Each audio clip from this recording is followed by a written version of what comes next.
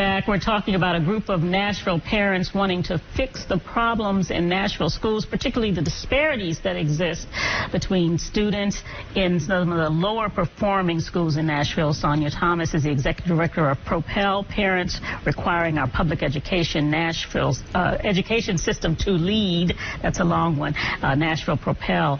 And before we took a break, you know, you were talking about some of the very basics that students are not learning sometimes in those schools. The basic ABCs and 1, 2, 3s are the things that sort of start them off right in life and then help them continue through the grades. But we're seeing the statistics that show that there's an issue with learning in our Nashville schools, in our Tennessee schools, period.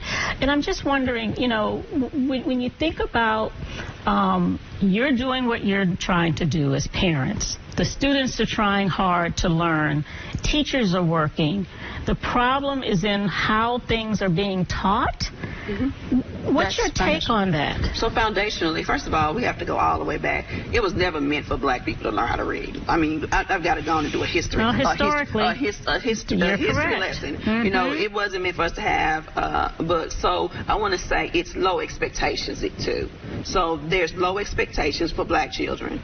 And also, we have an instruction problem. So stereotypes and assumptions that children can't learn lead to them not getting taught. Absolutely. Is that what you're saying? Absolutely. So if you live in a struggling community, it's assumed that you're so poor and you've got so many problems, then you're not expected to work hard, or you're not expected to have rigorous academics or curriculum. And it needs to be the opposite. We need to make sure that we have high expectations for those children, even though they're struggling, because they can do it. And we got to have some belief in them that they're not the struggle that happens to them. They're not the stuff that happens to them in their community. And so I would say low expectations and poor instruction have been the foundational issues around literacy. And now we're seeing in mathematics, which has a direct correlation with each other, with reading and math. If we're not teaching children how to read, they will not know how to do math, because they have to have some of those same skills to do both. And we're seeing it's the prophecy. A lot of these children, let me tell you, we've got a feeder problem with school, a feeder pattern. Ground zero. Some of these kids go to low performing schools from elementary to middle and to high school. And they never go to a high performing school their entire career. And so the prophecy is that they will not be successful in life. They'll end up in the criminal justice system or dead. That's the prophecy, and that's what we're seeing. So in low-performing schools, add to that the stereotypes that you're not expected to succeed anyway because of your situation, and you set the kids up to fail. Absolutely. So how do you fix that, Sonya? I mean, I know parents are fighting hard to change things, but that's a huge lift. Yeah. Where do you start? How do you fix it? So we're organizing parents all across this city.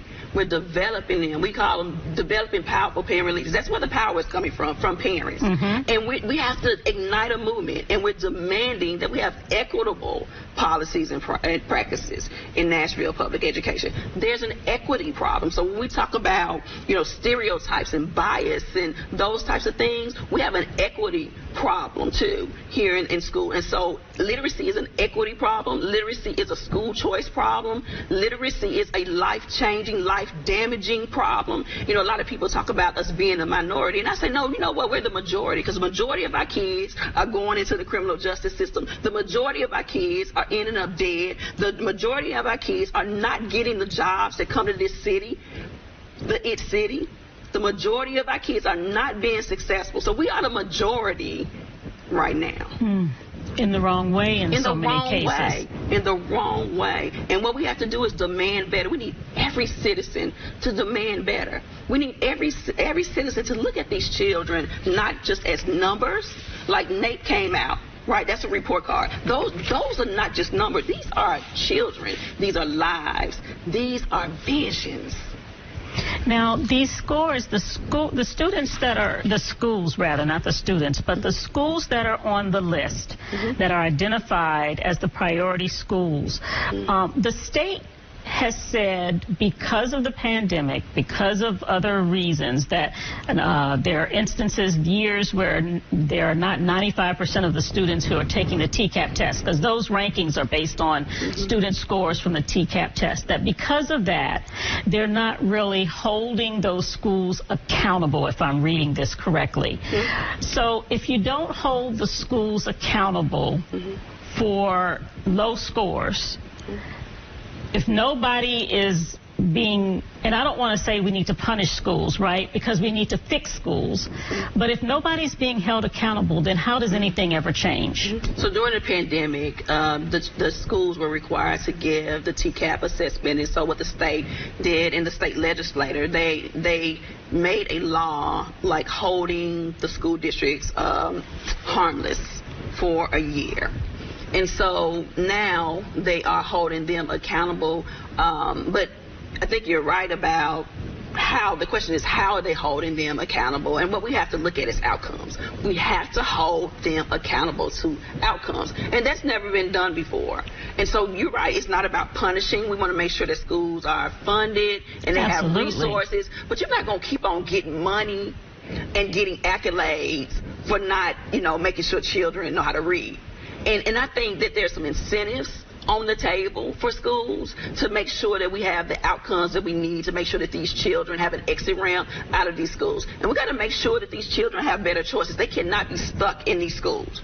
And there's an access issue with transportation. There's an access issue with, being in front of educators who may be trained around literacy better.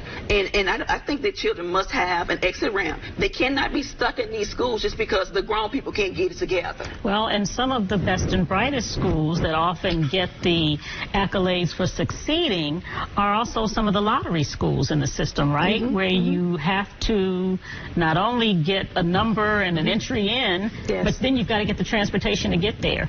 So there again, we talk about the fairness, the disparities that exist. It's inequities. I mean, those lotteries were created back in, I think, the 60s when we had the white flight, from segregation, right? And so those schools were created to bring white people back to the city, to schools.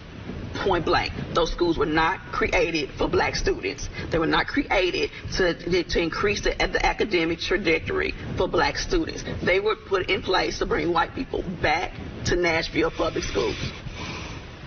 Period. Parents who want to make a difference, who want to join Nashville Propel, how can they do that? So they can go to our website at NashvillePropel.org.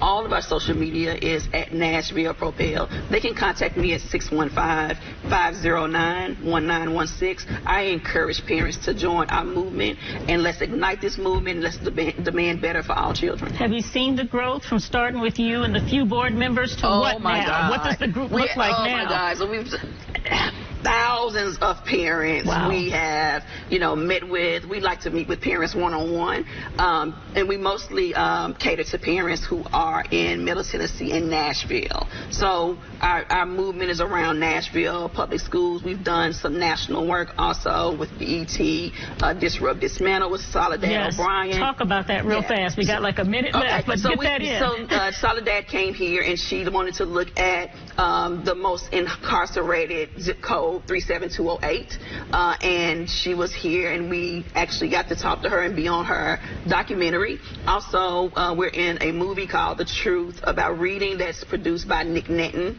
who is an Emmy award-winning producer. Powerful. Taking this conversation beyond the streets of Nashville, nationally, and making a difference. Yes. Excellent. Last time, we're going to make sure people have that the web address once again and the contact information. Yes, it's NashvillePropel.org, 615-509-1916. Sonya Thomas, appreciate you, Executive Director of Nashville Propel. Thank you so much for being here. We appreciate you. Thank you. And thank you so much. Good seeing you. We'll see you again next time.